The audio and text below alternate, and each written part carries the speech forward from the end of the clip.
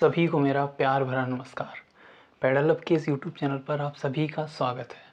I hope कि आपकी तैयारी बहुत ही अच्छी चल रही होगी और उसी तैयारी को और बेहतर करने के लिए आज की हमारी वीडियो है, जिसमें हम कुछ और नए टीचिंग एप्टीट्यूड वाले पार्ट के क्वेश्चन करेंगे, इनसे आपके जो कॉन्सेप्ट की क्लियरिटी है वो और बेहतर होगी। तो चलिए बिना वक्त गवाए स्टार्ट करते हैं। बट उससे पहले कुछ आपके लिए इम्पोर्टेंट न्यूज़ है कि अगर आप इस वीडियो प्रैक्टिस के साथ साथ अगर डेली कुछ की प्रैक्टिस करना चाहते हैं, जो हम टेलीग्राम ग्रुप पर डेली रात को 9 बजे कराते हैं, तो उसके लिए आपको पेडागोज नाम से इस ग्रुप को ज्वाइन करना होगा, जिसकी लिंक हमने नीचे डिस्क्रिप्शन बॉक्स में दी हुई है। इसमें आपको सारे टीचिंग एग्ज़ाम में जो CDP पेडागोगी या टीचिंग एप्टीट्यूड वाले पार्ट से इंपॉर्टेंट क्वेश्चन होते हैं उनकी प्रैक्टिस करने को मिलेगी।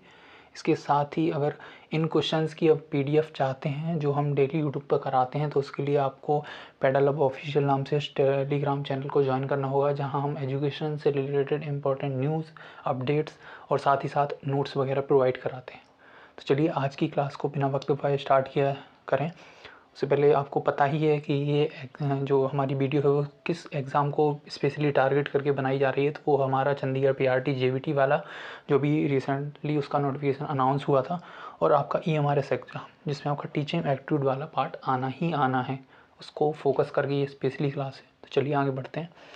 हमारा पहला आज का क्वेश्चन है कि निम्न में से कौन एक शिक्षक के अपने छात्र को प्रभावी रूप से पढ़ाने के लिए मुख्य कारक है। मतलब शिक्षक अगर अपने बच्चे को पढ़ाना चाहता है तो उसके लिए सबसे प्रभावी कारक कौन सा होगा?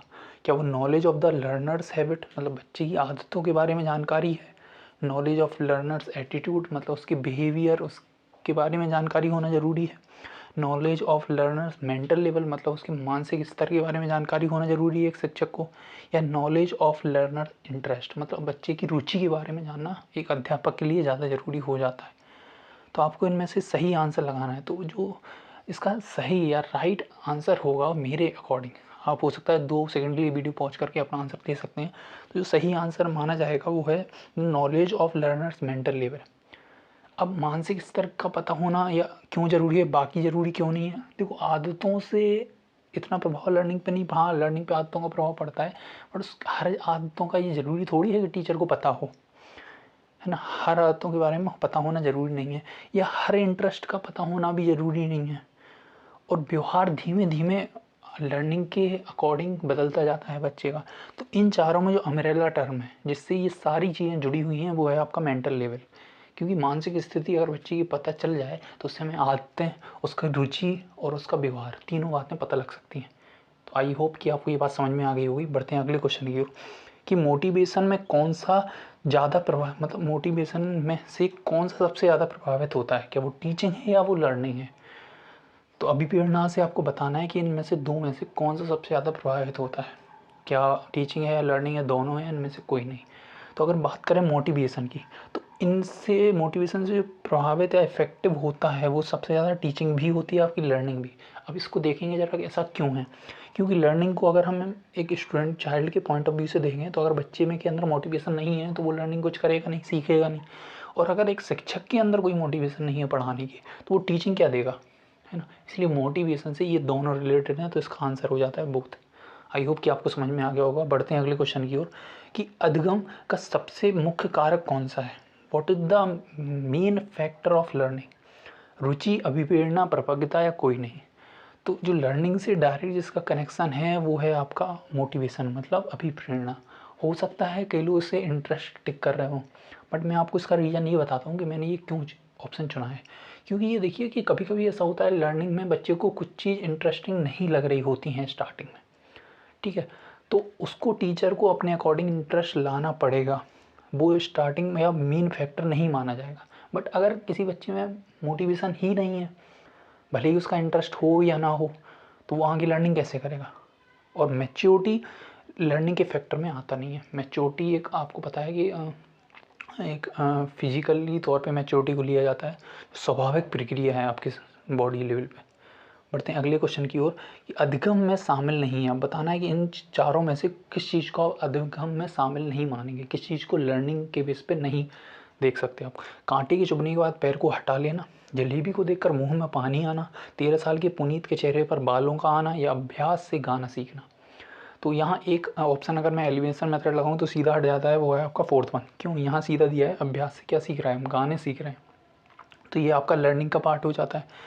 अब अगर कांटा चुभने पर पैर हटाने को देखें तो बिल्कुल कांटा जैसे चुभे में दर्द का एहसास हुआ, हमने पैर हटा लिया, तो हमें सीख ले ली यहाँ इस चीज़ पे अगर हम पैर रखेंगे तो हमारा पेन क्रिएट होगा, है ना, तो वो भी आपका लर्निंग का पार्ट है, ये भी हट जाता है। जलेबी को देख के मुँह में पानी आना, आपको याद हो अगर पेवलॉव का आपने एक्सपेरिमेंट पढ़ा हो जो क्लासिकल कंडीशन में किया था, उसने कुत्ते के सामने मीट पाउडर रखा था, उसके मुंह में लार, तो उसने उसको कनेक्टिविटी स्टिमुलस से कर दी थी घंटी से, है ना, तो वो कहीं ना कहीं अधगम का पार्ट है, ये हैबिट डाल रहे हैं आप किसी के अंदर, तो ये भी अधगम का पार्ट है, ये भी इसका हट जाता है।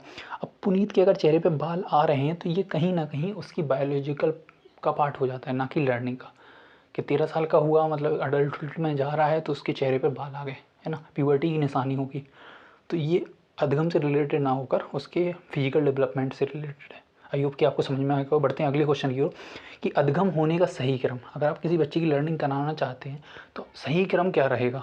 क्या रुचि इंटरेस्ट पहले आएगा, फिर मोटिवेशन, फिर अटेंशन आएगा, या मोटिवेशन पहले अभिप्रेरणा पहले आएगी, फिर रुचि इंटरेस्ट आएगा, फिर आपका अटेंशन आएगा, या पहले अटेंशन आएगा फिर इंटरेस्ट आएगा फिर एफर्ट आएगा, या पहले इंटरेस्ट आएगा फिर एफर्ट आएगा फिर अटेंशन आएगा? तो हो सकता है यहाँ मेरे और आपके क्वेश्चन में थोड़ा कॉन्ट्रडिक्शन क्रिएट हो, आपका कुछ ऑप्शन कुछ और आप टिक कर रहे हो, मैं कुछ और टिक कर रहा हूँ, तो चलिए मेरे को यही उम्मीद है कि आपने अपना टिक कर लिया होगा। अब मैं इसका आंसर देता हूँ, तो मेरा जो आंसर है वो है 3rd वाला। रीज़न क्यों है मैं अब इसको एक्सप्लेन करता हूँ, आप अपने ऑप्शन को एक्सप्लेन करना कि आपने अगर इससे डिफर कुछ दिया हो। तो देखो सबसे पहले इसमें लिखा है ध्यान, तो सबसे पहले टीचर का जो मोटिव होता है बच्चे का ध्यान खींचना, कि पहले वो बच्चे का ध्यान खींचेगा जो वो पढ़ा रहा है उस टॉपिक के ऊपर। तो यहाँ रुचि, क्योंकि बच्चे का हो सकता है इंटरेस्ट ना हो, तो अगर बच्चे का इंटरेस्ट नहीं है तो आप लर्निंग नहीं कराएंगे। अगर 30 में से मान लो 20 दिन या 15 दिन बच्चे का इंटरेस्ट नहीं है तो वो 15-20 दिन आप उससे कुछ नहीं सिखाएंगे, ये कट जाता है। अब मोटिवेशन आया, फिर इंटरेस्ट आया, फिर अटेंशन उसने दिया, ये अपने आप में क्यों गलत है? तो पहले आप उसे मोटिवेशन से बहुत ज़्यादा भरेंगे, तब जाके मे बी मोटिवेशन से ज़रूरी थोड़ी इंटरेस्ट आए। किसी बच्चे को अगर बहुत ज़्यादा मोटिवेट है तो ज़रूरी नहीं है आपको बहुत, शुरुआत में कई ऐसे काम हैं जिनको आपको दूसरों की सक्सेस देख के एकदम मोटिवेट हो जाते हैं, बट वो इंटरेस्ट कब तक सस्टेन रहता है ये भी तो देखना है आपको। पहले बच्चे का ध्यान खींचा जाएगा टॉपिक के ऊपर, तो खींचेंगे तो उसमें कुछ इंटरेस्टिंग करेंगे तब जाके उसका इंटरेस्ट बनेगा, जब इंटरेस्ट बनेगा तभी वो जाके एफर्ट करेगा उस काम को सीखने का। तो इसका जो सही आंसर है वो है option number 3rd। I hope कि बहुत अच्छे से आपको ये चीज़ क्लियर हो गई होगी। बढ़ते हैं अगले क्वेश्चन की ओर कि यदि एक बच्चे को यह समझ नहीं आता है कि कक्षा में क्या पढ़ाया जा रहा है, तो टीचर के बेस पे आपको क्या करना चाहिए? उसे सोचना चाहिए कि वह कक्षा में समय बर्बाद कर रहा है, बच्चे पर दया दिखानी चाहिए, जो पढ़ाया है उसे अलग अलग तरीके से समझाने की कोशिश करनी चाहिए, या उबाऊ महसूस करना चाहिए? तो इसका अगर अप्लाइड वे में आंसर आप सोचें तो आप खुद ही इसको टिक कर लेंगे, क्योंकि इसमें जो मेन सही आंसर फिट बैठता है वो आपका 3rd वन। जो पढ़ाया अगर एक तरीके से बच्चे को समझ में नहीं आ रहा है तो आप दूसरे तरीके उपयोग में लाएंगे, है ना। पढ़ते हैं अगले क्वेश्चन की ओर कि भारतीय संविधान में विकलांगता का जिक्र कहाँ मिलता है? कोई भी एग्ज़ाम हो, आप कोई भी टीचिंग एग्ज़ाम उठा के देख लीजिए, ऐसा हो ही नहीं सकता कि उसमें इंक्लूसिव एजुकेशन से संबंधित कोई प्रश्न आए ना, है ना। तो ये उसी से रिलेटेड कि आपको बताना है कि इंडियन कॉन्स्टिट्यूशन में आपका डिसेबिलिटी का जिक्र कहाँ मिलता है, सेंट्रल लिस्ट में, स्टेट लिस्ट में, कॉन्करेंट लिस्ट में या नन में। तो ये कुछ फैक्चुअल बेस्ड क्वेश्चन है, जो डिसेबिलिटी का आपका जिक्र है वो आपको स्टेट लिस्ट में मिलेगा। ओके, आप चाहें खुद से ही भी बात चेक कर सकते हैं। बढ़ते अगले क्वेश्चन की ओर कि शिक्षा का उद्देश्य किससे प्रभावित होता है, यह किस पर निर्भर करता है? ठीक है, the objective of education is किस पर निर्भर, is dependent on which thing? कक्षा की ज़रूरत पर, बच्चे की ज़रूरत पर, मंत्रालय की नीतियों पर, कक्षा की क्षमता पर। तो यहाँ 2 बातें देखनी, किससे प्रभावित होता है और किस पर निर्भर करता है। क्या कक्षा की ज़रूरतों पर प्रभावित कर सकता है या निर्भर करता है?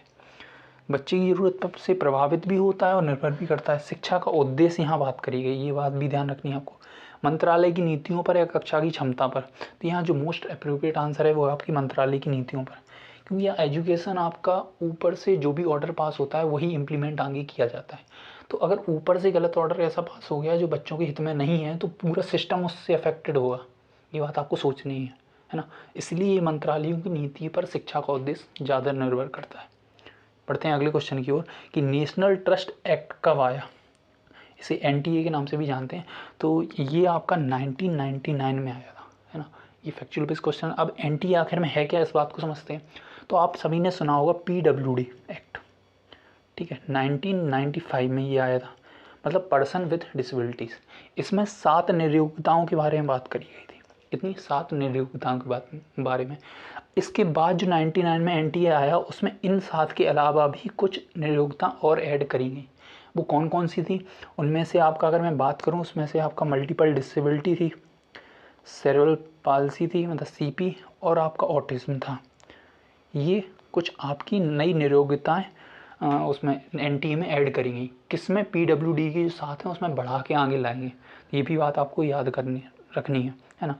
बढ़ते हैं अगले क्वेश्चन की ओर कि PWD में कितनी नियोक्ताओं के बारे में बात की गई। तो अभी मैंने आपको बताया कि PWD जो एक्ट है वो आपका 1995 में आया था, है ना। अब इसमें कितनी नियोक्ताओं के बारे में बात करी वो भी मैंने आपको बताया 7। अब आखिर ये 7 नियोक्ताएं हैं कौन सी? में भी ऐसी क्वेश्चन आ जाएगा, बताइए ये नियोक्ता क्या PWD 1995 में ऐड है, तो आप कैसे उसको बताएंगे। तो इसके लिए चलो देखते हैं कि 7 नियोक्ताएं आखिर हैं कौन सी। तो उसके लिए जो पहली है वो आपका लो विजन, फिर है आपका ब्लाइंड, फिर है हियरिंग इम्पेयर्ड मतलब कान से कम सुनाई देने वाला, फिर है आपका कुष्ठ रोग वाला, फिर है लोकोमोटर डिसेबिलिटीज़ मतलब गतिज कौशलों में विकार, मेंटल इलनेस है, और मेंटल रिटार्डेडनेस है। इसको बाद में MR को बदल के ही ID कर दिया गया। ये भी आपको बात ध्यान रखनी है कि अब हम किसी बच्चे को मेंटली रिटार्डेड नहीं बोलते, उसे ID इंटेलेक्चुअल डिसेबिलिटी बोलते हैं, है ना। तो आगे बढ़ते हैं अगले क्वेश्चन की, निम्न में से क्या शिक्षण अधिगम समस्या नहीं है। यहाँ एक बात को गौर करना है, नहीं पूछा है। तो अध्यापक की भाषा कौशल में कमी, बिल्कुल। अगर अध्यापक अच्छे से कम्युनिकेट नहीं कर पाता वो हमारे लिए एक प्रॉब्लम है लर्निंग में, है ना, टीचिंग में। गलत शिक्षण का चुनाव, अगर हम शिक्षण विधि सही से नहीं चुनते हैं तो बिल्कुल आगे चल के वो समस्या क्रिएट करेगी, बच्चों को नहीं आएगा समझ में। शिक्षक का विषय वस्तु के प्रति कठोरता का अभाव।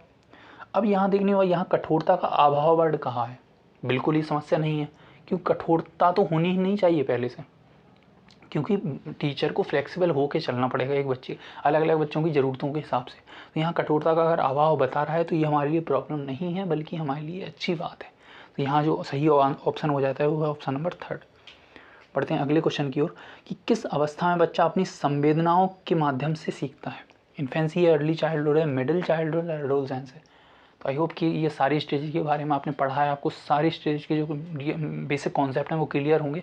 तो यहाँ बात की गई संवेदनाओं के माध्यम से सीखना, मतलब सेंसरी की बात करिए। सेंसरी में बच्चा कब सीखता है? इन्फेंसी में। और इसमें इन्फेंसी अगर मैं आपसे एज पूछूँ तो बर्थ से आपका कितना 2 ईयर, है ना। और अगर हम पूछूँ अर्ली चाइल्डहुड का, ऐसे ही मिडिल चाइल्डहुड का, एडोलसेंस का, इन सब का आप कमेंट बॉक्स में हमें लिख के ज़रूर भेजें, ताकि आपको क्लियर हो जाए कि आपको उन सारी चीज़ों के कॉन्सेप्ट पहले से ही क्लियर है। जितनी बार आप उनकी रिवीजन करेंगे उन और पक्के होते चले जाएंगे, है ना। बढ़ते हैं अगले क्वेश्चन की ओर कि जॉन डीवी का संबंध किससे है। क्या ये प्रयोजनवादी थे, संरचनावादी थे, सामाजिक सांस्कृतिक से, या खोज अधिगम से संबंधित थे। तो जो जॉन डीवी हैं उनका संबंध हमारे प्रयोजनवादी से है। अगर अदर ऑप्शन की बात करें, संरचनावादी कौन थे आपको ये बताना है, कंस्ट्रक्टिविस्ट कौन थे, तो आपने जीन पियाजे का नाम सुना होगा, है ना, और आपने वाइगोत्स्की का नाम सुना होगा। ये सारे कौन से संरचनावादी थे। सामाजिक सांस्कृतिक से विशेष रूप से आपका वाइगोत्स्की का नाम जुड़ा है। खोज अधिगम की बात करें तो इससे आपका ब्रूनर का नाम जुड़ा है। ये भी बात आपको याद रखनी है। बढ़ते हैं अगले क्वेश्चन की ओर कि समेटिव इवोल्यूशन मतलब योगात्मक जो मूल्यांकन है वो होता है पाठ की शुरुआत में, पाठ के बीच में, पाठ के अंत में, या प्रतिदिन कक्षा में। तो आपको याद है अगर मैंने एवोल्यूशन असेसमेंट के बारे में बताया था कि जो एवोल्यूशन है उसके कई टाइप्स हैं। उनमें से एक है फॉर्मेटिव, एक है आपका समेटिव, फिर है डायग्नोस्टिक, ऐसे ही करके आपके 4 टाइप दिए गए हैं। तो जो समेटिव वाला है वो कब लेते हैं, वो पाठ के अंत में लिया जाता है। अगर बात करें फॉर्मेटिव कब लिया जाता है, तो फॉर्मेटिव आप जैसे जैसे सिखाते जाते हैं उसी बीच बीच के दौरान आप बच्चे का मूल्यांकन करते चले जाते हैं। और सबसे बेस्ट अगर मुझे किसे माना गया है तो नॉर्मली फॉर्मेटिव को ज़्यादा प्रेफरेंस दी जाती है नए NCF और NEP के अकॉर्डिंग, है ना। बढ़ते हैं आगे की ओर। तो ये थे आज के बेहतरीन क्वेश्चन।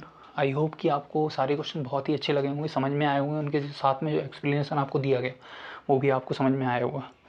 इसके साथ ही अगर आप और प्रैक्टिस करना चाहते हैं तो ऑलरेडी हमारे चैनल पर कई सारी प्लेलिस्ट बनी हुई हैं जिनमें डेली प्रैक्टिस वीडियो आपको मिलती हैं मंडे टू फ्राइडे। ये भी याद रखना है कि हर मंडे टू फ्राइडे हम लोग क्लास अपलोड करते हैं, मंडे से लेकर फ्राइडे तक, ठीक है। ये 5 दिन आपको डेली बेसिस पर प्रैक्टिस वीडियो मिलती है। और जो क्लास अपलोड का टाइमिंग है वो है आपका 8 बजे कब, रात को इसके साथ ही अगर आप डेली कुछ की प्रैक्टिस करना चाहते हैं तो मैंने बता दिया आपको पैडागोजी नाम से इस ग्रुप को ज्वाइन करना है, जिसकी लिंक नीचे डिस्क्रिप्शन बॉक्स में दी गई है। साथ ही DSSS PRT की भी प्लेलिस्ट है, उसमें भी डेली प्रैक्टिस वीडियो आ रही हैं। चंडीगढ़ PRT के प्रीवियस अगर क्वेश्चन पेपर आपको देखने हैं किस तरीके से एग्जाम ने पूछे हैं टीचिंग एप्टीट्यूड वाले पार्ट से, तो वो भी उपलब्ध है हमारे चैनल पर। इसके साथ ही ये प्रैक्टिस वीडियो आपकी EMRS और चंडीगढ़ को टारगेट करके बनाई जा रही है, तो ये कंटिन्यू है ना। साथ ही आप उनके माध्यम से भी अपनी प्रैक्टिस को और अच्छा कर सकते हैं, ठीक है। क्योंकि प्रैक्टिस में जितना करने का आपको मौका मिले आप करिए, क्योंकि चीज़ें जब अच्छी रिवाइज किससे होंगी, चीज़ों का अच्छा होना सीधा लिंक है आपकी प्रैक्टिस से, है ना। तो आई होप कि आपको ये वीडियो पसंद आई होगी और हमारा प्रयास भी आपको पसंद आ रहा होगा। तो मिलते हैं अगली प्रैक्टिस वीडियो में, तब तक के लिए बाय बाय, टेक केयर।